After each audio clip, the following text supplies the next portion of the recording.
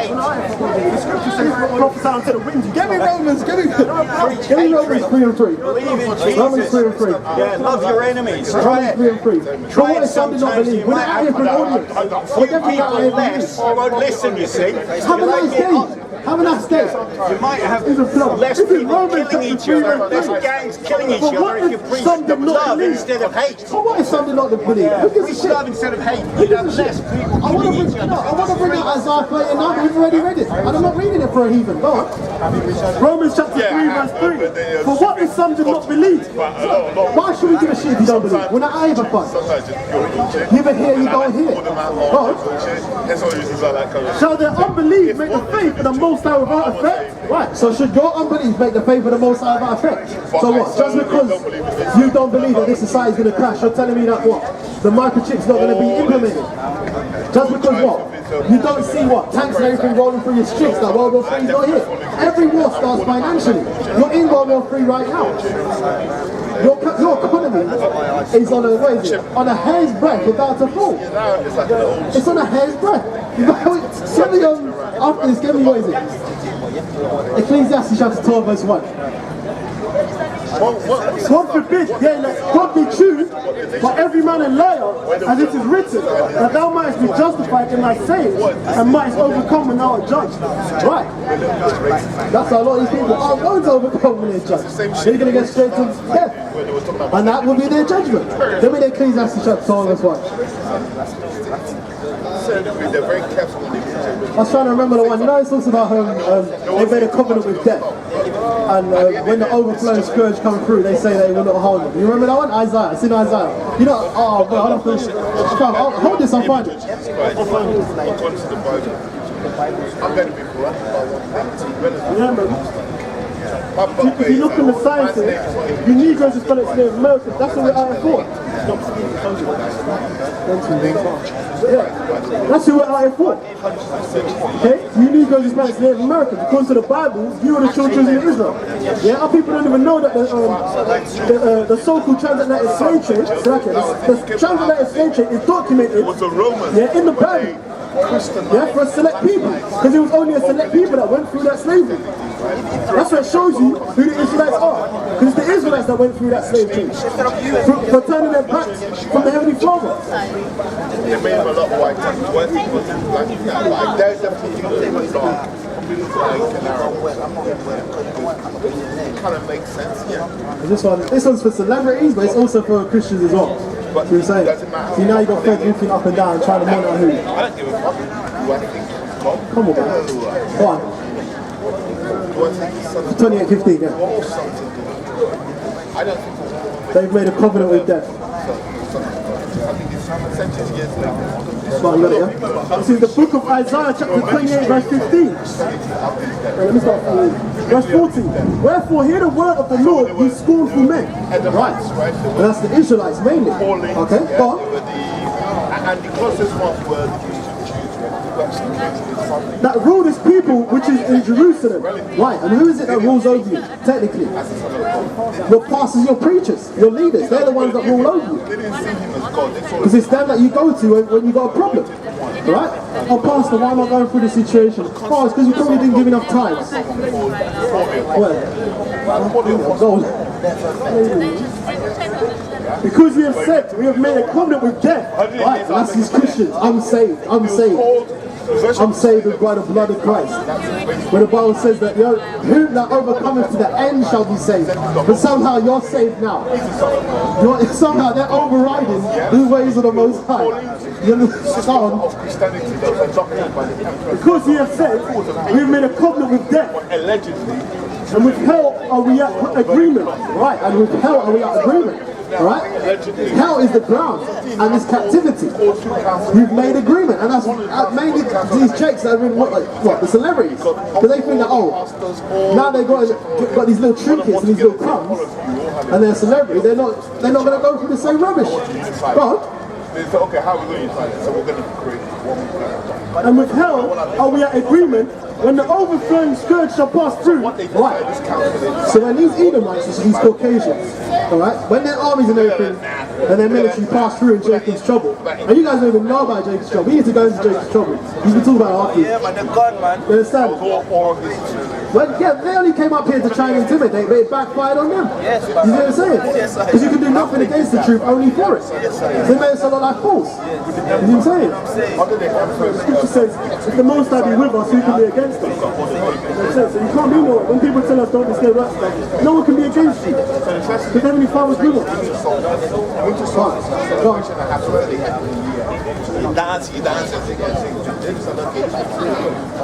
When the overflowing scourge shall pass through, it shall not come unto us. Right, and that's what these Christians say, man.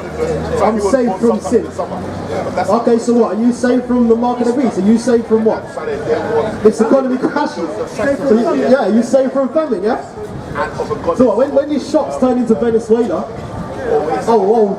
I rebuke this in the name of Jesus. Just saying that, and somehow you can have a hungry belly, yeah? Come on, man. Maybe I'm serious. I'm serious because I'm obviously the same rubbish. Well, I know my God. I know my Jesus. Call upon it. We didn't even read that scripture, did we? Call upon the God that you have chosen. That's what God said. That's what He's saying to His people that don't want to listen to Him. But since you don't want to listen to me, call upon Allah. Call upon Jesus. Let's see if Allah and Jesus save you in a day that I bring destruction. It's not Jesus and Allah that's bringing that destruction. It's our God that's doing it. That gave me Romans chapter 3. Second, not Romans. Revelations 3 and 10. Because you have kept the word of my ordinance, I shall keep you from the hour of temptation that shall come upon the earth to try everyone. You see what I'm saying? That's why it says in your Apocrypha that in the day of tribulation, we shall not have to fear, because we're going to have abundance. But the Christians and the Israelites, the Christians or whatever, and Muslims, they're going to cry for sorrow of heart and vexation of spirit. Right, because where is their God? Have faith in your God. Have faith in your God now. No, what's the Most High's name? What's his name? What's his name again? Oh, it's Yeshua. No, Yeshua's not his name. You understand? Trust me, man, it's going to get serious out here. You see what I'm saying? That's why it's going to get so bad, people are actually going to start cursing at me. You know what I'm saying?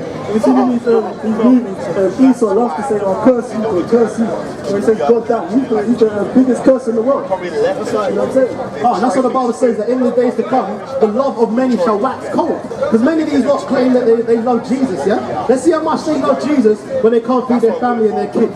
And their kids are starving and everything. You see what I'm saying? Let's see how much they love Jesus and Allah then. You understand? When Grenfell kicked off, where was Allah?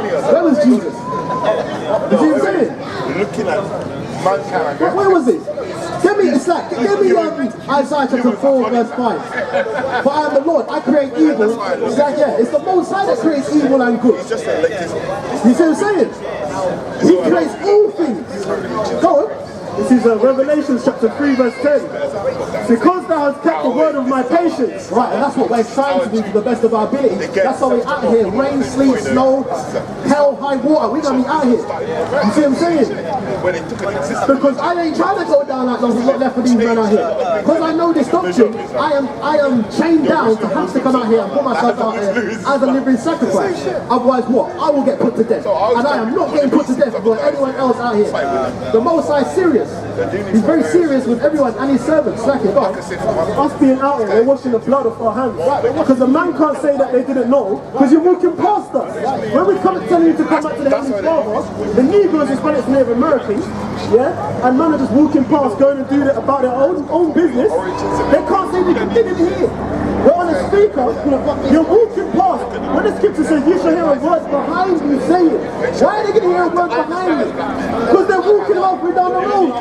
You can hear us walking halfway down the road, so you should hear a word behind you saying this is the way walking in it. You're walking away from it.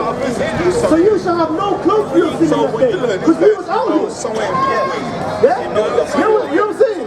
We was out here, so you ain't gonna have no like, oh yeah, but what about, and, you know what I'm saying? Is it gonna be like that in JV? So no, man, don't care about all this. It's true. Well, the Bible says that. The Bible says, the Most High said to Jeremiah, pray not for these people, neither make intercession for them, but I will not hear them in the time of their calamity. In fact, it says in Proverbs, the Most High said, when destruction cometh, the Most High shall mock when your fear cometh. You know what it means to mock? It means to take the piss out of. The Most High is going to take the piss out of his people when he brings this destruction. Jesus is love. Thank you, Jesus. You see what I'm saying? Right? Let's see the say thank you, Jesus, when they've got a hungry belly and the shops are empty and them can't feed themselves anymore. Go on. When he says, when he says, give me a proverb. When he says the Heavenly Father shall mock, yeah, when they're still coming, he's going to mock. He's not going to come down and mock. He's going to mock to his prophets. That means we're going to be laughing at him. Yeah. We're going to see people starving out here. We're going to be laughing. Yeah. Because we came out here and told you. We came out here and told you, come back to the Heavenly Father. Come back to your nationality. Call upon the Heavenly Father in his true name, Yahweh, and his son's name, Yahweh Shai. What is it everyone loves to say? I told you so. All these people out here, they're giving us that privilege of being able to say, I told you so in that day to come. Give me Ezekiel 33 and 33, real quick. Because when these things happen, and they will happen, you see what I'm saying? Then you're going to know there was a prophet among you. They ain't going to be too late. Because what? There's very few of us. The Most High's not dealing with many people. That's why these churches are going off. Those are the wide gates that lead to destruction. And many therein that go there at. Oh, come to my church. I've got 300,000 members. I damn sure go to your church and got 300,000 members. Because the Most High deals with a small number. You see what I'm saying? Come to our church. My pastor's got BMW. S650. He's got a freaking, what is it? 27 check. He's got Bentley, God. Someone I know, their pastor had a Bentley. I said, what is it? A Continental. She didn't know. I guarantee it was a Bentley Continental. All that money they had to get. Probably a Muslim. You know the saloon one. See, I don't understand about them. Everyone want to know for you. What happened? Yeah, but that's the money. They're making. Make someone else working in church manage that. Then after that, make it. Yeah, but that's the thing. Even our people that preach lies, even the false pastors, that they don't own the church. The government owns the church. They don't pay taxes. Right, they don't pay taxes because they've taken a theologian degree. So that's why they'll rent out cine roads, or they'll rent out a little suite in that. But who's paying for it? The congregation. Yeah, the government. The rest of the money's going down straight into his pocket, untaxed. Yeah. You know what I'm saying? Believe that. That's why they'll try and build up something to be a pastor. Right, it's better than drug money, isn't it? You see what I'm saying? That's what. Who's that rapper, Mace? He was a rapper, then he became what? A Christian preacher again? Then he said, I wasn't making enough money, so he went back to rapping. What does that tell you? That churches is a business. It's a business. That's why. You see what I'm saying? That's why the pastor's in a suit. Yeah? And the people that go there try and dress up in suits. Because technically it's a... You've got to present yourself against your customers. Technically the pastor is selling the product, which is so-called Jesus Christ, and the men looking at it as a business. But the women, because you've got the women there, the women ain't going to make a sound judgment. They don't like what they hear and give the money. Men want to hear something that's at least a little bit true before they give up something. Because there are women there, in their ear, that's why they're likely more to give up money. That's why they tell women to come to church, because they'll bring their men to church. Right? And if the man don't come to church, he's not getting none when he gets home. That's why the man's in the church, just so he can get some box when he comes home. Think about it. That's how the money's going in the church. That's why they're talking about, husbands are able to listen to a woman, this and that. When the Bible says that the woman's supposed to listen to her man. You know what I'm saying? It's all about money, man. It's a money system, but we're not out here for that. We're out here to get your blood off our hands. Get me Ezekiel. You know that one? Yeah, read that one and then get the Watchman one, yeah? This is Ezekiel. Let me start from 3. Chapter 33 and 30.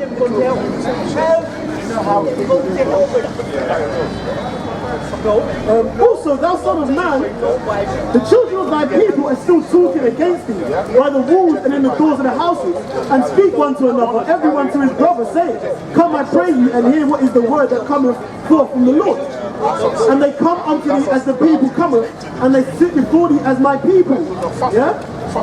And they hear thy words, but they will not do them. Right, and that's you Israelites out here. You hear these words, and you hear the laws, and you hear the scriptures raining down upon you. What's the Bible say? Him that believeth on me, as the scripture has said, Out of his belly shall flow rivers of living water. Which is this truth? It's flowing water. This is the water that refreshes your spirit and your soul. Do you understand? What they're feeding you in the churches is fluoride water. The same shit that come out the tap and poisoning your brain. But we're giving you that alkaline water. Go on. That's why most of the people that go into gangs here, if you look at their background, they was brought up in the Christian church or in Islam. If Islam was supposed to save you, why is there so many of our people in the police institution and their religion is Islam? The only time they turn Islam in church is to get some more, in prison is to get free. That's why we call them prisoners. Because they go to prison and they turn Islam so that they don't get the full extent of of the heat of the law and what you get in prison. You're looked at as a so-called holy man, isn't it? So no one's going to really trouble you, but as soon as they come out, they go back to their evil ways. They go back to gangbanging or whatever the hell they was doing, and when they go back into prison, they go back Muslim again. You know what I'm saying? And the same what? All these people that are in gangs and everything, they start off in Christianity, and then what? When they're not in Christianity, they will turn to Islam. So it's like what? The lesser of two evils. Or then they turn to Egyptology and that rubbish. You see what I'm saying? Go on. The main reason why our people go from Christianity to Islam is because they can still do their bullshit in Islam. You can still smoke, you can still sell drugs. Yeah, when the Ramadan shit was going on, yeah, there were brothers that was selling drugs when the sun went down, saying, "Oh, I can't sell drugs till the sun goes down." You think, yeah? You be like, you know what? You're supposed to be fasting. You ain't gonna do none of that crap. Now, so where is their power anyway? Yeah, they've been fasting, praying, and all that over there in the Middle East. Yeah, and Esau's been dropping bombs to them like, no, but where the hell's Allah? You know what I'm saying? You'd have thought, you know, all praying facing to the east, fasting, all that.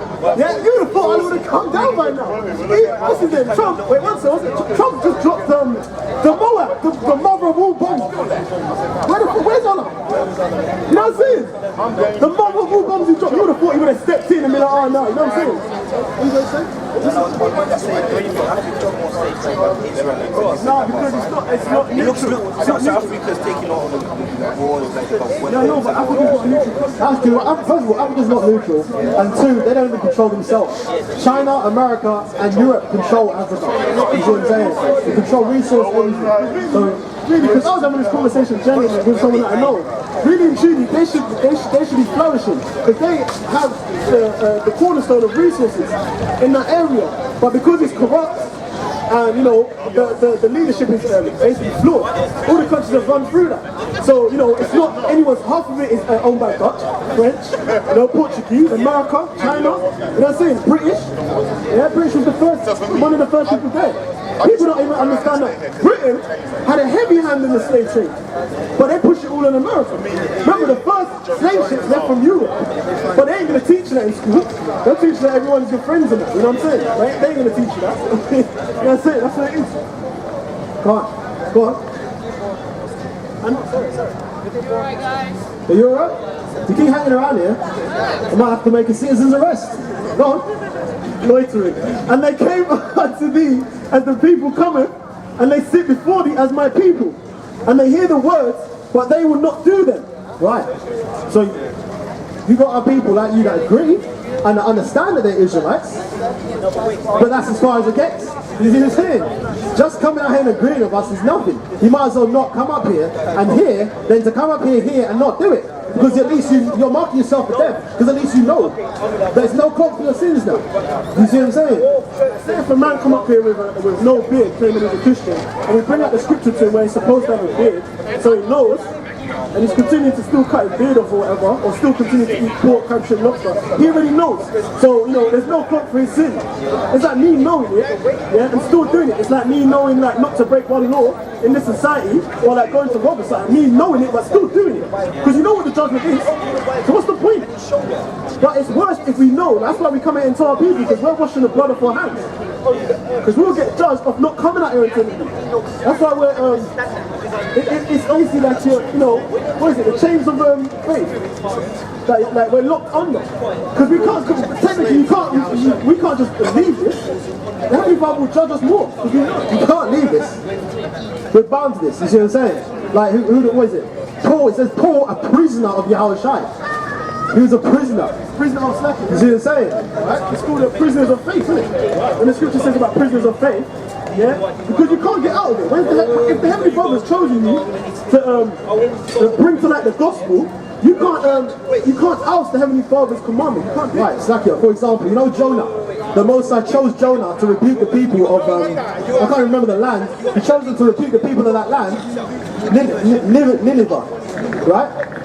And he tried to escape. And what happened? The Most High catch his clerk, he got taken into a well, and the Most High dragged his clerk back over to that land. Because you're going to do what I told you to do. You're not escaping. You see what I'm saying? Yeah. You can't. He tried to buy his travel to try and escape the land, to try and go somewhere else. And the Heavenly Father, he bought a ship like you catch a taxi, yeah? And the Heavenly Father brought the whale upon him. It wasn't even a whale, it was just a big fish, to swallow him and bring him back. So there's you trying to clear London, trying to go across out into country, and the Heavenly Father had you in a crash, yeah, and you've been brought in an ambulance back to London. Right, so the most time you're in a train crash, and yet somehow you still don't get scratched, but you've got to travel your blood clot back down to London. You have no choice. We have no choice up here. But the flip side to that is, when the Most High has it, Abanawa Ratazah, that we make it to the end of this tribulation, we will receive everything back 100-fold. That's where the Muslims get that 72 virgins rubbish from. And you know what? That wasn't even from Allah, that was from Muhammad. Muhammad was going into battle, and because his men their morale was low, he said, oh, whoever fights today shall be in Paris. I want to read that, hold it. Let me read it. Because little do you know, yeah, Islam came out of Christianity. Yeah, people don't even know that. Yeah, the Kaaba stones, that goes back to Baal, where they used to pass their children through the flame of fire. Yeah, they re-wrapped it over a few thousand years, they brought it back into Islam. And people don't know this, like, they don't look into the history. You know what I'm saying? And it's a religion, it's an idol. Remember, it says the Arabs had 365 idols for each day, and they threw away 364 and kept one. If I have 364 hats, 65 hats, and I throw away all 364, and I keep one, is it still not a hat? So it's still an idol that they're worshipping. You know what I'm saying? Like the truth, it reveals itself, you know what I'm saying? But those people that are unlearned, they'll come up here and try and bring that, because they're carnal, they're not spiritual. That's why they'll put a bomb to themselves and blow up the building. You know what I'm saying? If they had faith, where's Allah? If you had faith, why are you trying to do these terrorist whatevers? You know what I'm saying? You thought the Heavenly Father was supposed to do all your problems for you. It shows that there's no faith in that. You know what I'm saying? So it shows you that it don't exist, it's an idol. They're taking it out of their own hands to do whatever they do.